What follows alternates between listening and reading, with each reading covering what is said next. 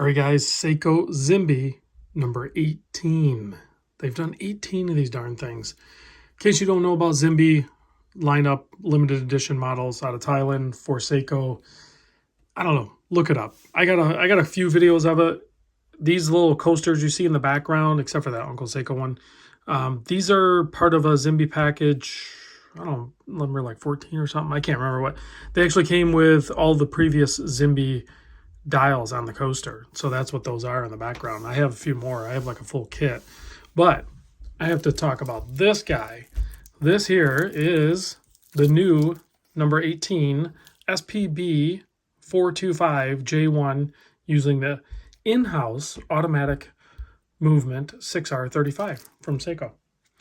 This watch was sourced, first of all, big thanks to Mark, who actually bought the watch.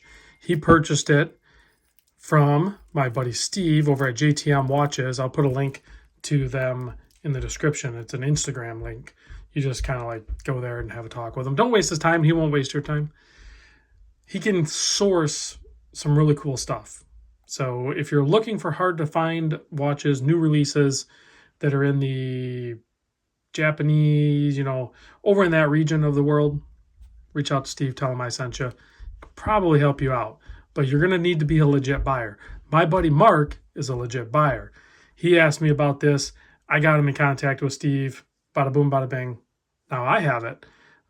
So yeah, Mark had Steve ship it right to me. So big thanks for doing that. I didn't have to do that. That's really cool.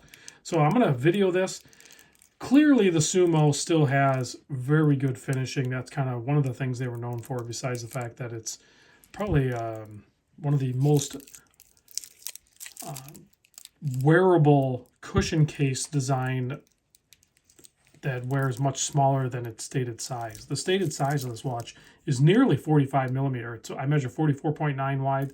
The lug to lug is a hefty 52 millimeter, but it just doesn't feel like that on wrist. It's pretty wild. Thickness only 12.9. So think about that. A Seiko SKX is like 13.5 millimeter. You have a flat sapphire crystal up top. You have an aluminum or aluminium bezel insert there with a little bit of gold because it ties in with the gold markers and handset. 20 millimeter lug width.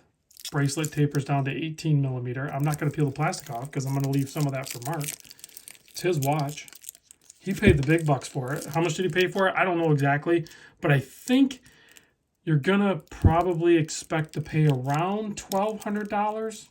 I don't know what the actual retail price is, but it doesn't really matter because these are going to be hard to find. This isn't something you're just going to be able to click on a website and just buy. Odds are you're going to have to go through like my buddy Steve or through a website where they kind of like source a few of them and then they mark them up and they sell them. There's only 1,500 of these. This is number 21. So early in the run of the 1,500, the 1,500 will sell out very fast. They typically sell out within pre-order. If I'm not mistaken, I think, oh no, it was a different watch. I was going to say, I think Steve had 2 of these, but it was a different Seiko that he has the other one with. Kind of, it's not really shrouded, but it's kind of like submerged down into the case for bezel access. You might be able to grip it on the side, but you're going to probably operate it at the 12 and 6. It's 120 click, very nice action, very Seiko-like, which is appropriate because it is in fact a Seiko. And how's the alignment on it? Pretty solid. I think, if anything, the inner chapters may be off just a little bit to the right. So that's how you know it's real, when it doesn't line up, right? So the movement inside, 6R35. It's a upgraded power reserve. I think it's like 70-hour power reserve. Still beats at 21,600 vibrations per hour. So like 3.5 hertz. Slows it down a little bit. But check out this dial. Beautiful dial. Great texture on there. Green gradient down to like a dark blue. And it definitely is going to look different in different lights. I don't know that they really used any pearl or anything on there. It's just the colors used. It really is going to dictate how it's going to look. It might look brighter in natural light. Under these studio lights, you can definitely get it to go dark. but overall just a beautiful looking watch. Also, the Zimbe models, I haven't researched this, but I suspect will increase in value. I know that's not something you want to like guarantee or anything. So like if you wanted to buy a few of these, sit on them, I mean, you could wear them, but then that's going to change the price. But if you would just want to like make them safe queens, probably fairly safe place to park your money. I don't advise doing that, but the reality is you can look at the history and you can base your decision off your own research. So here it is on my 7 1/4 inch wrist. The Sumos just wear dang good. They just do.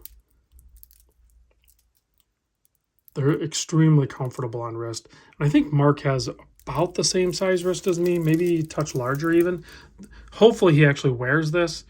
I know he has quite the collection of watches, so he has lots to choose from, all the way from high-end, all the way down to very affordable things, as well as a sub-collection of, I think he's missing like one or something, of the Omega